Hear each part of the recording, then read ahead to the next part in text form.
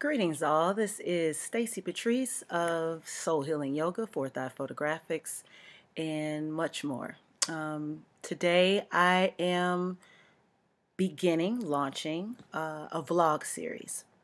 And this vlog series is going to basically follow my path for 2 weeks up until my upcoming birthday. And this birthday is a pivotal point in my life for a couple of reasons, not just because it's my birthday, but because there are a lot of changes that have been appearing in my life and calling me out since last year, 2012. And I would just like to basically chronicle, share, heal, and get it out. I've been challenged by about 4 different people to do this for some time, and I always said, oh, that's not me. I tell the people that I encounter, and that's kind of my blessing that way, is to talk to people one-on-one. And then I realized that in talking to people one-on-one, there was even a group thread through the things that we were talking about. And so I decided to share a few of those lessons in this vlog series. And so what I plan to do for the next 14 days is to just get it out and talk about different topics. Every day we'll have a theme, and that theme will connect to certain threads in my life and maybe certain threads that are going on in your life. And I hope that you listen in, and if necessary, tell a friend, and let's talk, let's connect. So today's lesson is owning it.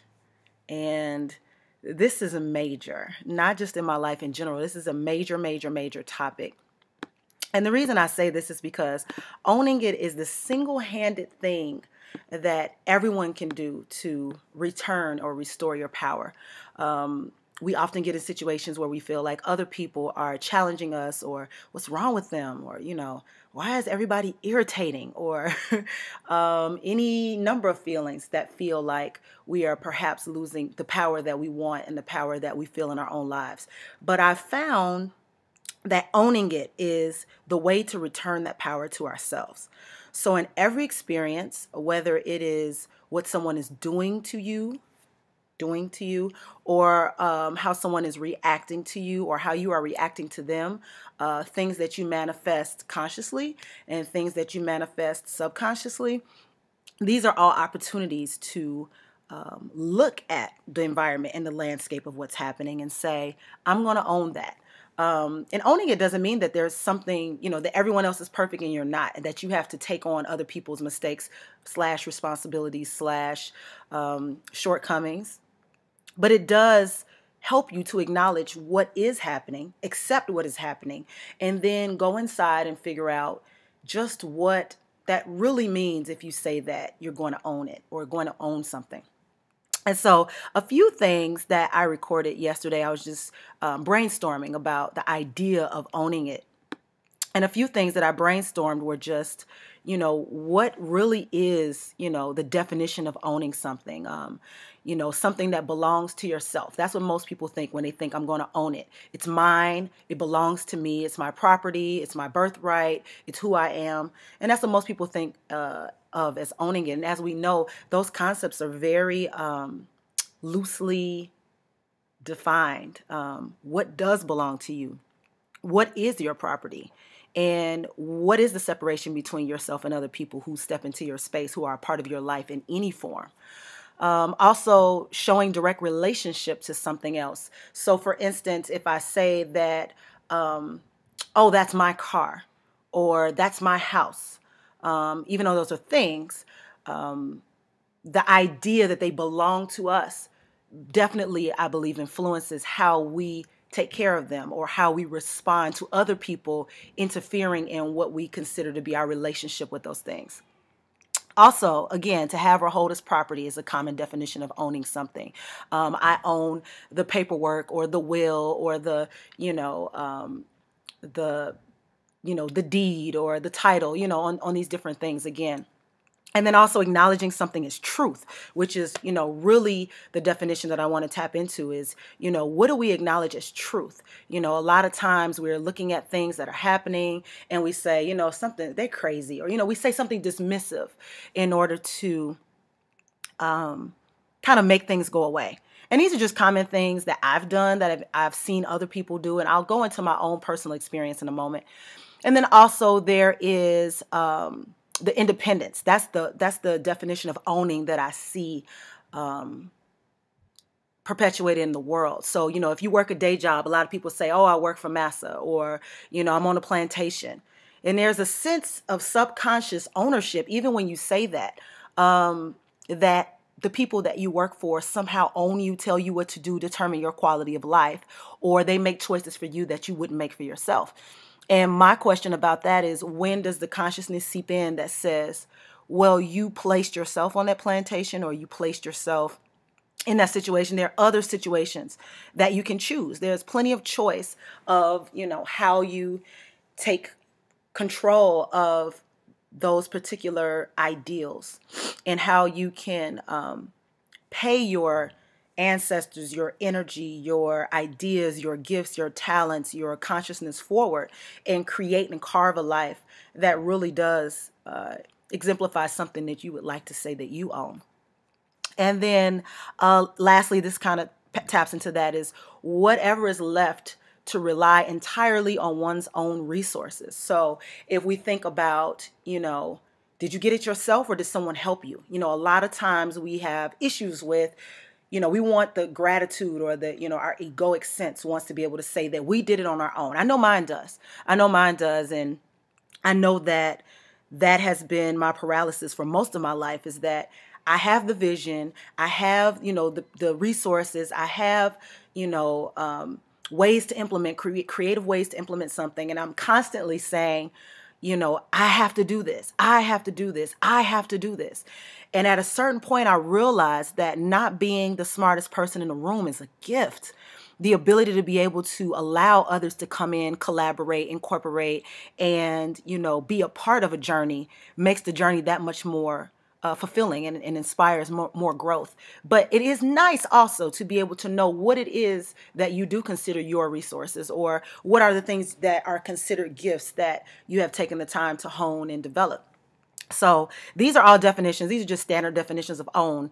And, again, I thought about it because I said, this is something that I've run into way too often over the past year. Every time I've had a challenge, I want to blame someone. I want to point the finger. I want to be able to say that shouldn't have happened that way.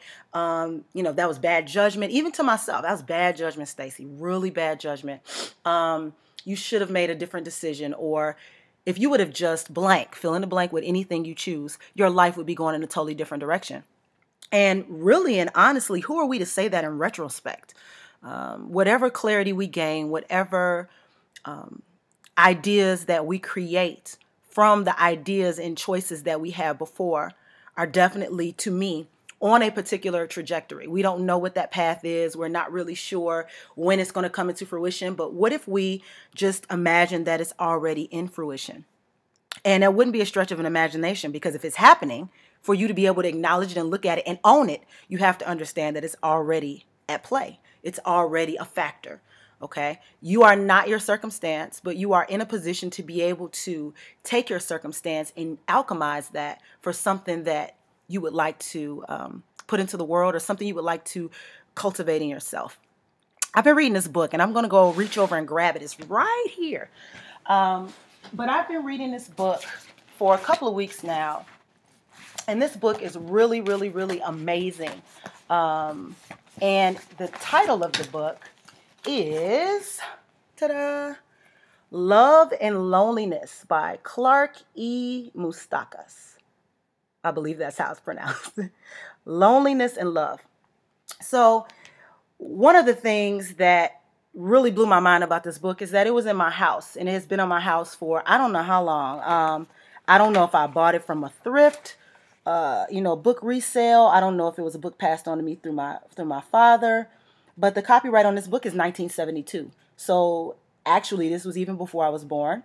And this book is just pure gold for me right now in my life. And one of the things I want to share about this book, if you can get it, get it. But one of the things I really want to share about this book that I find to be extremely energizing is that Clark in this book talks about loneliness and love as being the only path that there is. So we all have these definitions of love. Maybe one of my definitions of love would be to be accepted and recognized unconditionally, not only by people who I extend love to, but also to people who I've never shown any sign of love to. Who maybe can sense love, but I don't have to do anything demonstrative to participate in love with them. And that definition has changed and is changing all the time. This book changed that definition because here in the book, Mustaka says, loneliness and being alone are two separate things. So loneliness is, a lot of people think of loneliness as a bad thing, as, oh, there's no one around, I don't have anybody to talk to, no one calls me. I just don't have a lot of companionship in my life. I'm so lonely. I just want people to be around. Well, that is a very, in my mind, a very convoluted definition of loneliness, only because we always know there always are people around. You can always connect to people. Every opportunity of the day that there's someone around, you can choose to connect to them. So that person has kind of chosen loneliness as a crutch to remain the same and to remain in the same space. I've definitely done that before. Conversely, if you feel lonely, and some people don't want to feel lonely, they will go and find friends and find a mate and find strangers and just make friends with everyone so that they never feel lonely. And there's nothing wrong with that either. The convoluted version of that would be when you only have people around for the sake of gratifying a sense of loneliness so that you feel a sense of completeness.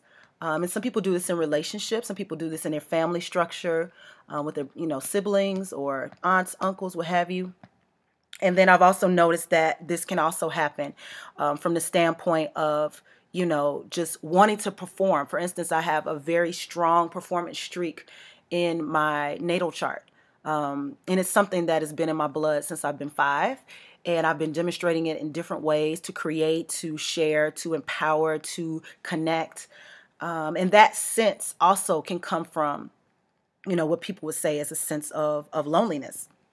So the premise of the book is that the only path to love is through loneliness. So if you are alone, that is a bridge, he says, a bridge between your past and your future. Just being alone is just one spot on the continuum. Okay, there's no one around. I'm literally alone. Okay, there's no one around that I recognize, I connect with, that I acknowledge. And so I am alone. There's no one around. And alone is a circumstance. It is a circumstance of events. If everyone leaves a party, you're the last one there, that would make you alone. If, you get out of a relationship and that was your life, your heart, your pride and joy, it was this person you were in a relationship with, you've cut off all your friends, you cut off all your family, you live in Omaha, Nebraska with this one person, then yes, that would make you alone. However, most people say, okay, well, I don't want to be alone. I'll pick someone else. So instead of you, it'll be you. You're replaced. Next. And that is one way to satisfy being alone. So we see how temporal being alone can be. But loneliness, as Mustaka says, is another condition. Loneliness is an internal reflection where you look at yourself and you say, hey, I think it's time for me to go inside. I think it's time for me to go within. I think it's time, no matter who's around, whether I have a husband or whether I have friends or whether I'm at a party, that person that sits in the corner in that chair and just seems to be watching everyone, they're experiencing the satiation of loneliness. They are being satiated by the idea that they are closing off all external opinions, voices, ideas, judgments, and they're just going inside to hear and see what they think, to feel what is possible in their own world. Do I like chocolate ice cream, or do I want chocolate ice cream because everyone in here has a small cup of chocolate ice cream? Do I really want to be in a relationship, or am I afraid of what will come up if I am lonely? Do I really want to be in this job that I've been working like a robot for the last 10, 15 years? Or is there something else I'd rather do, but I'm just fearful about doing it, so this job will have to work for now? So these are the type of questions that arise when we spend time in loneliness. And in the past year, I've been forced to own it. I have been so forced to own it. Some people would say it takes courage. I say it happens by force when it's time to happen. That You know, everything around you is no longer satisfactory. You no longer find the pleasure in doing what everyone else is doing. You no longer find the same level of discernment that other people see. Like, oh, well, it must be okay because these people say it's okay. And they wouldn't say it's okay. They don't have any reason to deceive me. They just say it's okay. But then that's where the question comes in. What does your gut say? What is your gut telling you about what this experience is showing you? Because my set of experiences and what I've been through in my life and who I've been around and what has been done and undone and what has gone to the ground, broken down into rubble, and I've had to rise from is going to speak differently to me in that experience than it is for the person who has maybe never been through the experience, or they've been through it in, vicariously through someone else. So just in recognizing the wizards and the goddesses and the super women and the superheroes of the world, a lot of times we think they are made with something that we are not made with. And the truth is that they have taken the time, they have done the work, they have entered into loneliness to figure out what's inside. And, every aspect of what's inside has been challenged, tested, scrutinized, critiqued by people on the outside thinking, what the heck is she doing? What is that about? What is wrong with her? Why would she do that? Why would she cut her hair? Why would she be dressed like that? Why is she acting like that? She's a mother. What makes her think that she can do all this stuff? Like, who told her? Why does she act entitled? She's so spoiled. All of these voices that are just obviously asking questions because they don't have the answer, but these voices are constantly challenging what we know about ourselves, what we're comfortable with, and where we stand. And those boundaries that we have to set up are healthy boundaries for the sake of knowing where you begin and where you end. And then it doesn't matter who comes around. It doesn't matter what someone else says. You can choose to put people in their place, or you can choose to be silent and allow their voice to express. But you don't have to bow down to other people's power when you have your own.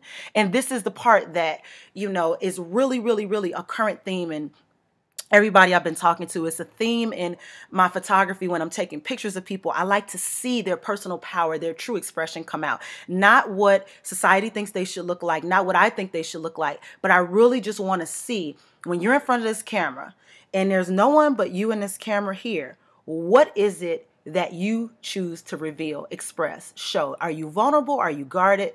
These are all things we have to experience at different points in our lives. And with that, in yoga, it's the same way. I call it soul healing yoga because I do want people to become empowered. I do want them to discover themselves. I do want them to get on the mat in my presence and go through this journey where they can discover why their body is not opening up in particular ways.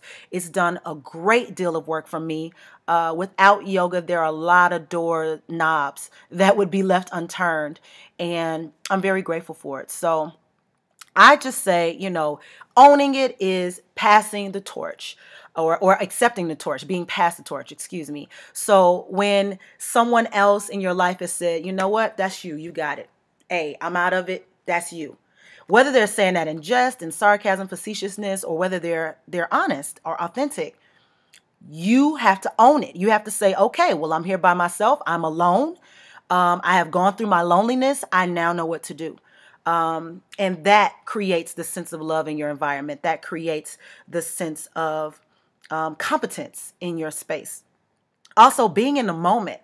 One great example I have about someone being in the moment is just when you see people perform from their place of passion, whether they're actors, singers, dancers, painters. If you get to visualize or get to be witness to an artist in a process where they're putting things together, where they're delegating and they're choosing and they're finding inspiration in specific colors or specific things, they put it together and they create something out of nothing. To me, that is totally, totally, totally owning it. They're being in the moment and they're saying, whatever comes up, I'm not afraid to make a mistake. I'm not afraid to get criticism. I'm not afraid if people don't love it. I am doing it for my own personal satisfaction. Also, if you fess up or admit something, that is definitely owning it.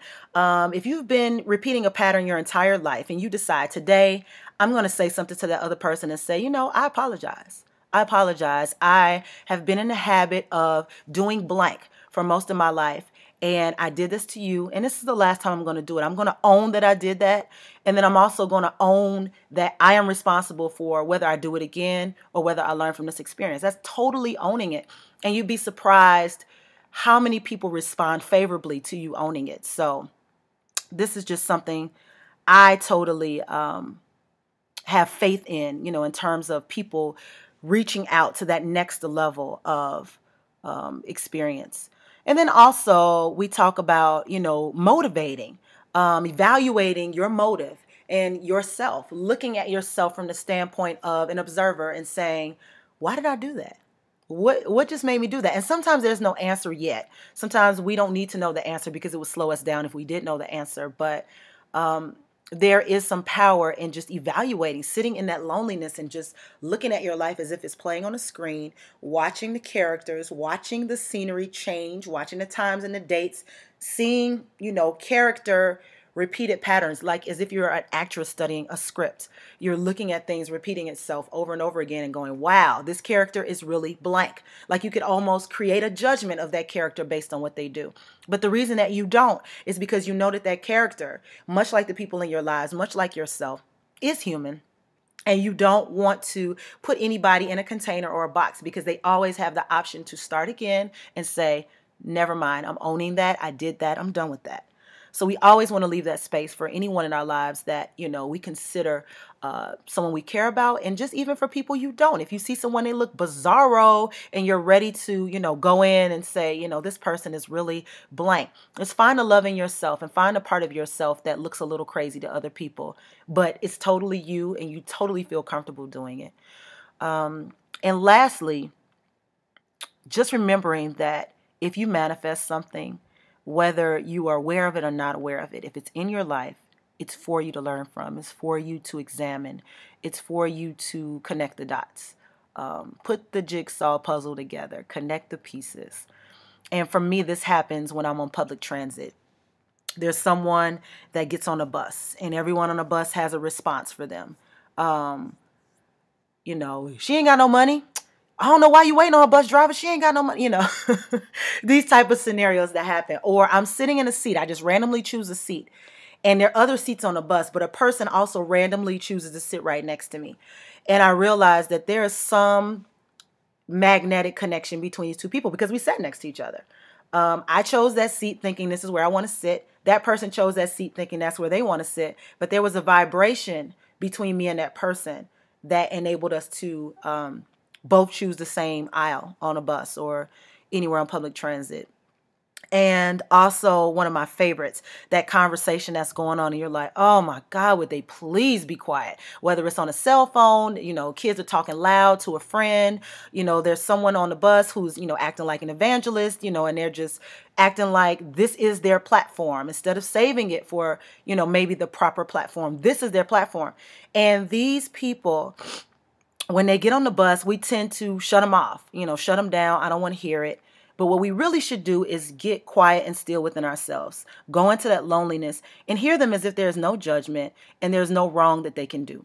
Just totally trust that something they're saying relates to you and listen. And this is a difficult practice. Takes a lot of yoga for me, but it's a difficult practice to be able to have that type of patience and resolve with yourself that you don't allow other people in your space to dominate what your thoughts, your voice, and your perspective is. So owning it. When things fall apart, find the opportunity to own it. If you're saying something in jest like, oh, I really don't want to go to that tomorrow, be careful, because even in that moment, you are owning it. You are owning the possibility that you will be late or that you will get a cold or that you will, get in a car accident even. I mean, I've seen some very interesting examples of people speaking things into existence that they don't really want to happen, like it's not aligned with them. But instead of making that call and saying, no, I won't be there, or not agreeing to it, or going and saying, maybe I don't understand why I'm going, but I'm going to go, they create like a environment around their participation that causes sometimes negative things to happen. But you learn from those as well. So, but yeah, let's drop the victimization. Let's drop the, this person has something I don't. Let's drop the, how unlucky am I? And let's move into what Mustakas talks about. Let's move into that loneliness in order to find love and be able to participate in this interesting tapestry that our lives are, and just look around and feel the nobility in the fact that our life is going, whether we tend to it or not. It is already in motion, in that anything that we desire can happen, if we give it enough energy, enough time and attention, and it absolutely if we own it. Thank you so much. Again, my name is Stacy Patrice. For more about anything, you can Google me, you can Facebook me, you can also find me at stacypatrice.com to see what's new, what's next, and video day number 2 will be tomorrow. Thanks so much. Peace. Namaste.